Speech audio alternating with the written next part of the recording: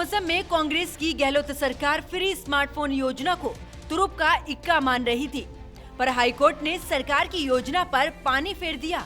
अशोक गहलोत सरकार की पूरी कोशिश इस योजना के लिए बड़ी संख्या में स्मार्टफोन बांटकर लोगों को लुभाने और चुनावी फायदा देने की थी।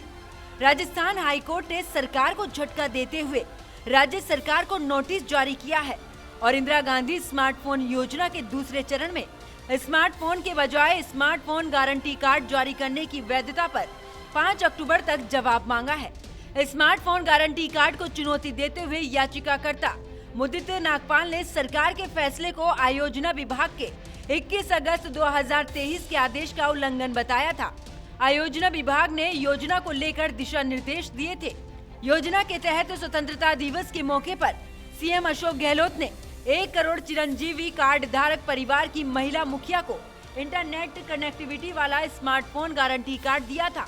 कार्ड दिखाने पर महिला को मुफ्त में स्मार्टफोन मिलेगा। सुनवाई के दौरान याचिकाकर्ता ने इंदिरा गांधी स्मार्टफोन योजना को कल्याणकारी गतिविधि मानने से इंकार करते हुए कहा कि इंदिरा गांधी स्मार्टफोन योजना को राज्य की कल्याणकारी गतिविधि नहीं कहा जा सकता। याचिकाकर्ता ने सरकार की मंशा पर सवाल खड़े करते हुए कहा कि योजना के उद्देश्यों को जिस तरह से इसे लागू किया गया है वो कल्याणकारी गतिविधि की कसौटी पर खरा नहीं उतरता और ये संविधान की अनुच्छेद 14 का उल्लंघन भी है।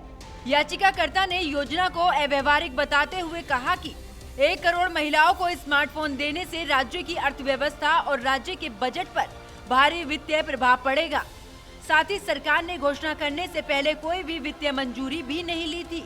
याचिका में ये भी तर्क दिया कि गारंटी कार्ड योजना सरकार पर प्रत्यक्ष देनदारी बढ़ा सकती है।